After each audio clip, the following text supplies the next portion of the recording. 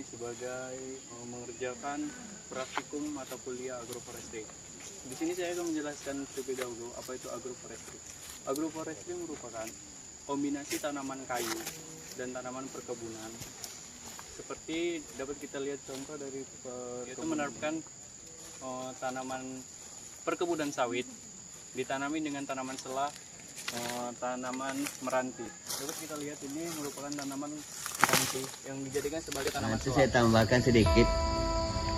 Jenis meranti yang kuat di dalam sawit itu sudah diuji juga.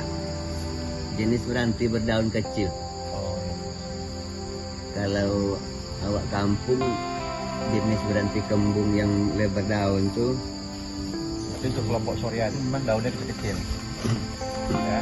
Jadi daun kecil-kecil itu menguntungkan bagi tanaman itu. Kemudian karakter dari meranti ini, dia itu tanaman yang membutuhkan cahaya, sehingga dia akan kejar terus cahaya itu. Itu makanya meranti ini lurus-lurus batangnya ya, karena dia tumbuhan heliofit. Jadi dia bukan heliofit pemanjat itu, tapi tumbuhan yang berkarakter butuh matahari langsung.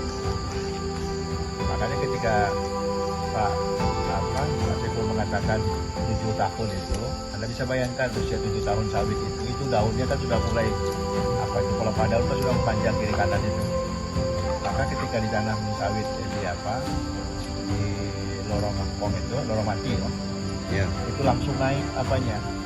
Baik teman-teman, jadi setelah tadi kita masuk ke sesi tanya jawab antara mahasiswa dan narasumber, maka dapat kita simpulkan bahwasannya penerapan agroforestry antara perkebunan kelapa sawit dan juga pohon kehutanan yang diambil ini adalah pohon meranti, tidak ada ruginya ataupun malah menguntungkan bagi kedua belah pihak.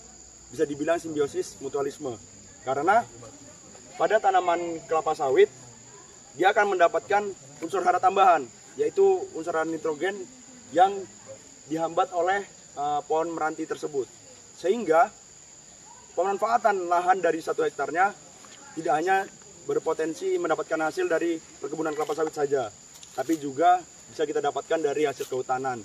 Walaupun dengan jangka yang cukup panjang, kita harus membutuhkan kesabaran yang cukup karena prosesnya yang tidak sebentar dan perawatannya yang mungkin cukup ekstra lah daripada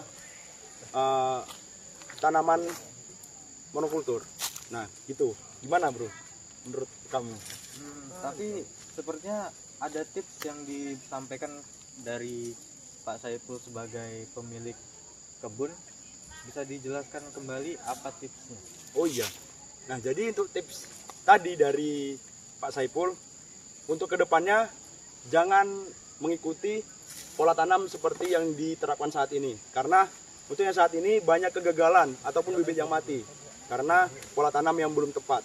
Nah, untuk kedepannya Bapak itu menyarankan atau memberi tips, ini kan berapa jumlah pokok dalam 1 hektar, segitu pula jumlah pohon merantinya. Jadi untuk kedepannya akan dikurangi 50% dari populasi pohon sekarang.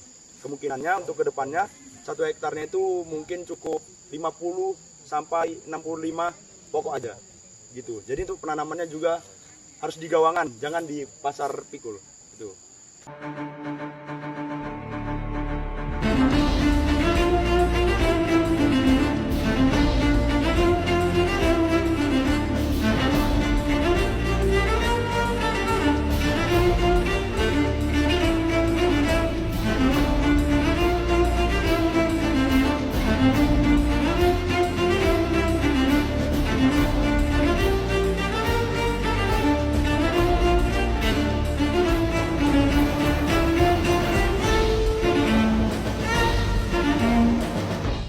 Assalamualaikum warahmatullahi wabarakatuh.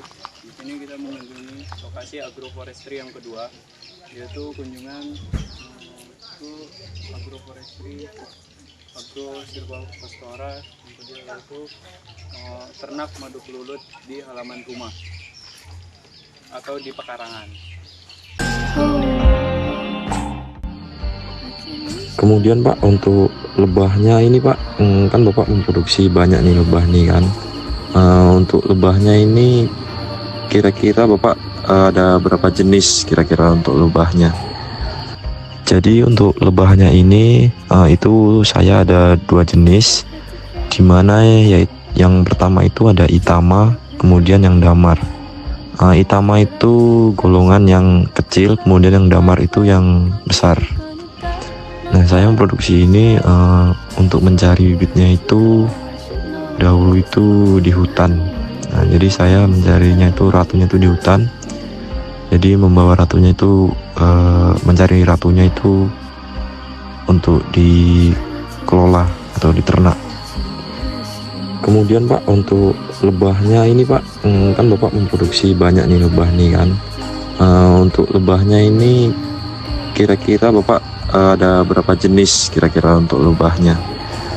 Jadi untuk iklim sendiri itu kalau lebah itu mungkin gangguannya di iklim saat kemarau ya.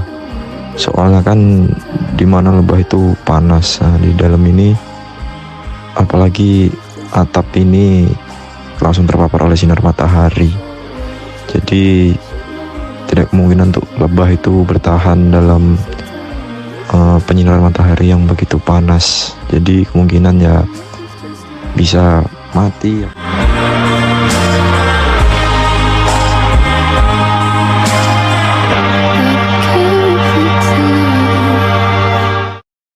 Baiklah teman-teman, setelah dipaparkannya wawancara yang kami lakukan pada klip sebelumnya, maka dapat kita simpulkan bahwasannya setelah kami mengunjungi peternakan lebah Damar dan Itama, maka dapat disimpulkan bahwasannya ini merupakan implementasi agroforestry yang cukup menguntungkan. Akan tetapi agroforestry yang dilakukan merupakan implementasi antara dua jenis lebah tersebut dan kebun karet, karena dengan membudidayakan lebah tersebut pada tanaman karet, maka dapat meningkatkan produksi madu dari lebah tersebut, sehingga madu yang kita dapatkan akan lebih meningkat daripada budidaya yang di rumah. Untuk pemanenan, sekali pemanenan dapat dipanen sekitar 1-2 kilo, dan untuk harga per kilonya adalah 250.000. Akan tetapi panen yang dilakukan oleh petani di sini tidak menggunakan patokan, akan tetapi sesuai dengan peminatan pasar. Apabila peminatan pasar banyak, maka yang dipanen akan banyak. Mungkin hanya itu kesimpulan dari wawancara yang telah kami lakukan. Terima kasih. Baiklah, mungkin sekian yang dapat kami sampaikan. Kami ucapkan sekian dan terima kasih. Wassalamualaikum warahmatullahi wabarakatuh.